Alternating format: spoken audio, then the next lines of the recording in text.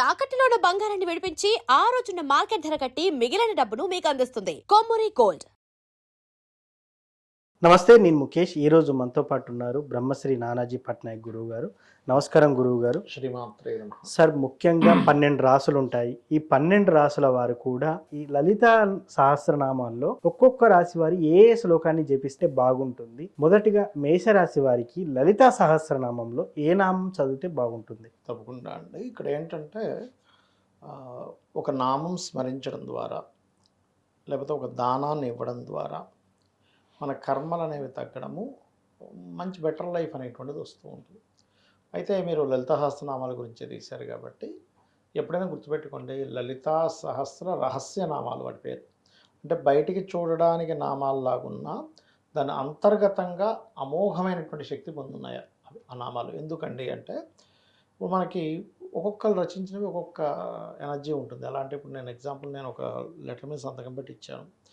మా పిల్లవాడు కాలేజ్కో స్కూల్కో leave letter పనిచేస్తుంది, అంతేకాదు దాన్ని దేశాన్ని సాధించడానికి ఉపయోగించింది. అంతే కదా. అదే పిఎం మోడీ గారు సంతకం పెట్టింది దేశానికి వర్తిస్తుంది, సీఎం గారు పెట్టింది రాష్ట్రానికి, ఒక ఎంపీఓ ఎమ్మెల్యే చెబుతుంది ఆ ఏరియాకి కదా. అలా ఒక్కొక్క అంటే మనుషులు రచించినవి, ఋషులు రచించినవి, దివ్య మనుషులు రచించినవి, దేవతలు రచించినవి ఉంటాయి. అందులో హయ్యెస్ట్ ప్రియారిటీ దేవతలు రచించినటువంటిది. వసిన్యాది వాగ్దేవతలకు అమ్మవారిలో నుంచి 8 కిరణాలుగా బయటకు వచ్చి ఆ యొక్క వసిన్యాది వాగ్దేవత ఋషయ అంటారు, అందుకే లలిత సహస్రనామాన్ని. అందులో పర్టికులర్గా మేషం వారు అన్నీ చేయొచ్చు, చేయకూడదని ఏం లేదు. అయితే ఒక్కొక్క విషయానికి ఒక్కొక్కటి చేయమని చెప్పారు. అయితే వీళ్ళకి ఎక్కువగా సూర్య భగవానుడు అధిష్టాన దేవత అవుతారు కాబట్టి ఓం భానుమండల మధ్యస్థ భైరవీ భగమాలినే నమః అని సూర్య భగవాను చూస్తూ ఎవరైతే అర్ఘ్యం వదులుతూ సూర్య భగవాను ఆదిత్య హృదయం చేసిన తర్వాత ఒక్క 10 నిమిషాలైనా చేసుకోగలిగితే, లేదండి ఇంకెక్కువసేపు చేసుకుంటా అంటే 48 నిమిషాలు కనుక చేయగలిగితే వీరి పూర్వజన్మ కర్మలు దగ్ధమవుతాయి. అలాగే వీళ్ళ మేషం నుంచి 6వ భావం అంటే కన్యా రాశిలో ఏ గ్రహాలు ఉన్నాయో చూసుకోవాలి. ఏమీ లేవనుకుంటే ఏ గ్రహం ఉంటే ఆ గ్రహానికి సంబంధించిన దానం ఇవ్వాలి. ఏమీ లేదనుకుంటే పెసలు దానం ఇవ్వాలి. పెసలు, నువ్వులు వీళ్ళు ఎంత దానంగా ఇస్తూ ఉంటే వీళ్ళకి రుణాలు, రోగాలు, శత్రుత్వాలు తగ్గడమే కాకుండా సక్సెస్ఫుల్ లైఫ్ కూడా పెరుగుతుంది వీరికి. దీంతోపాటు ఈ భానుమండల మధ్యస్థ భైరవీ భగవాన్నే నమః. ఎందుకంటే ఆఖరికి ఆమె మహావిష్ణువు శ్రీరామ అవతారాన్ని ఎత్తి రావణాసుని సంహరించే క్రమంలో అలసిపోతాడు. ఏమిటి ఎంత బాణాలు వేస్తున్నా తల మీద కొడుతుంది, ఇంకో తల వచ్చేస్తుంది, చేయి మీద కొడితే ఇంకో చెయ్యి వచ్చేస్తుంది, వీటిని ఎలా సంహరించడం రా బాబు అని. అలాంటప్పుడు మహర్షి వచ్చి రామాయణ ఈ యొక్క ఆదిత్య హృదయం చదువు అని చెప్తూ ఉంటారు.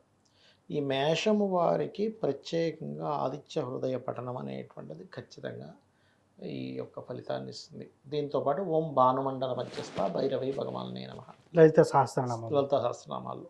అదేవిధంగా ముందు ఓము లాస్ట్లో నమః కలుపుకోవాలి ఈ నామానికి. దీంతోపాటు మనకి పాయసాన్నాన్ని నైవేద్యంగా పెట్టాలి. సూర్య భగవానుడికి పెట్టొచ్చు, అమ్మవారి దగ్గర కూడా పెట్టొచ్చు.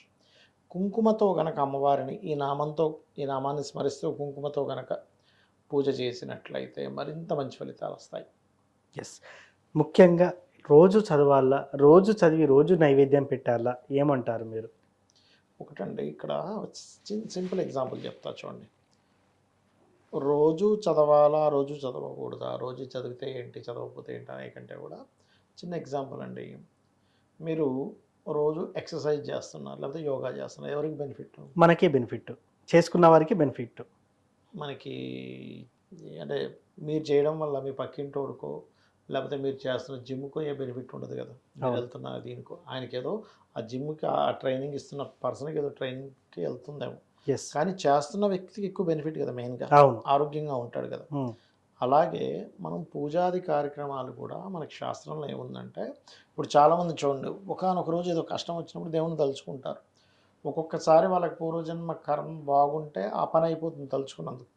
లేకపోతే ఏంటోనండి దేవుడికి మొక్కుకున్నా అవ్వలేదంటారు, పని అనుకున్నా కాలేదంటారు. కారణం ఏంటంటే అమ్మవారే చెప్పింది, రోజు నిత్యము నన్ను స్మరించే వాడికి నీ కష్టకాలంలో నువ్వు స్మరించినప్పుడు వెంటనే వచ్చి నేను ఆదుకుంటా.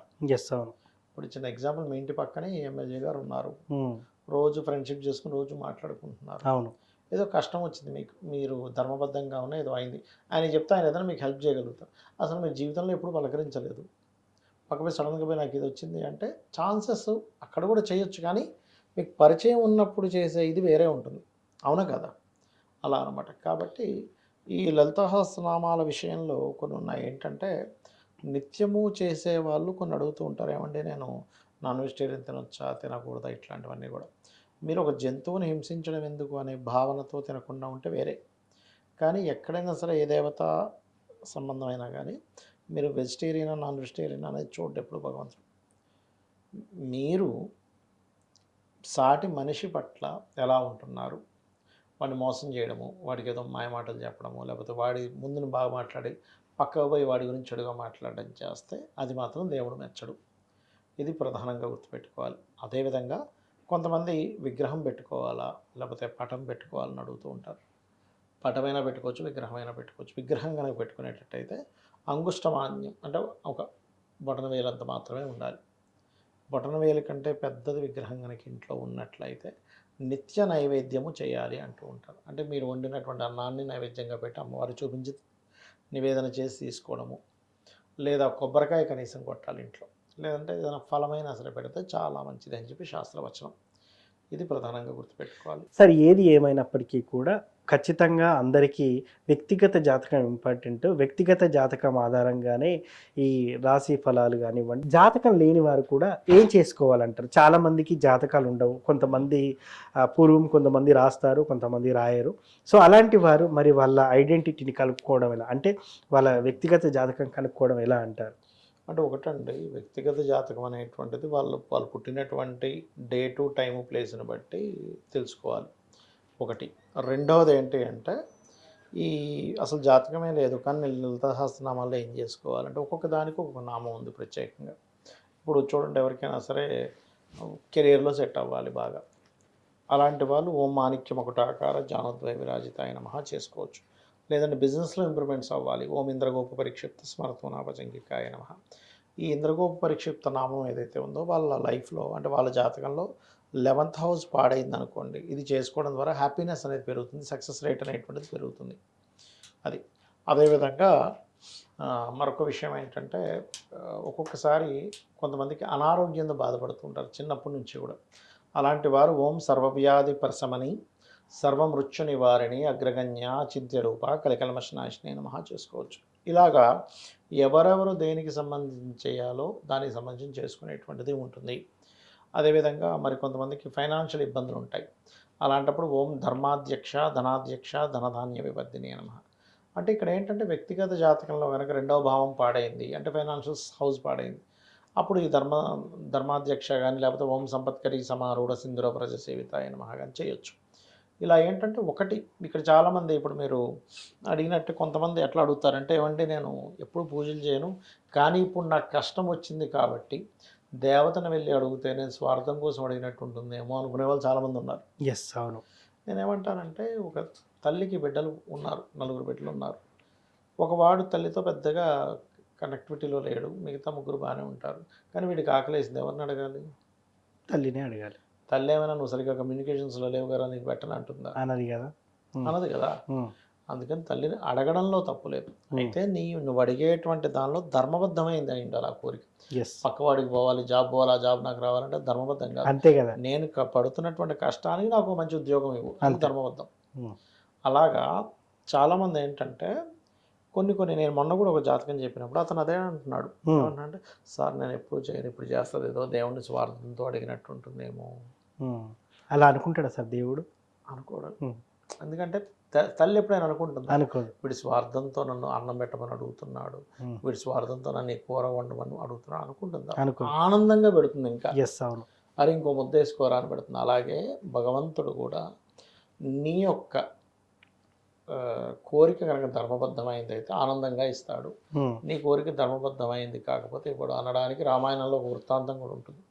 ఒకసారి బ్రహ్మగారు ఒక అంటే మన ఈ రావణాసురుడు, మన శూర్పణఖ, అదేవిధంగా మన రావణాసురుడు యొక్క తమ్ముడు కుంభకర్ణుడు, సుగ్రీవుడు, వీళ్ళ 4 బ్రహ్మ కోసం తపస్సు చేస్తూ ఉంటారు.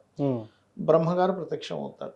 ఉమ్, ప్రత్యక్షమై శూర్పణకి ఏదో కావాలంటే ఇచ్చేస్తారు. ఓకే. దాని తర్వాత రావణాసుడి దగ్గరికి వస్తాడు. ఉమ్, రావణాసుడి దగ్గరికి వస్తే రావణాసుడు నాకు పలానా అది కావాలి ఇది కావాలి నేను ఎప్పుడు బతికే ఉండాలంటే అది ఇవ్వడం కుదరదు అంటాడు. ఉమ్, ఎగ్జంప్షన్ ఉమ్, అంటే మనుష్యుల చేతిలోని లేకపోతే వానరుల చేతులు తప్ప మిగతా అన్ని కోరుకుంటాడు. ఎస్, అందుకే నారాయణుడే మనుష్య రూపం దాల్చి చంపేశాడు రాముడి రూపంలో. ఎస్, అవును.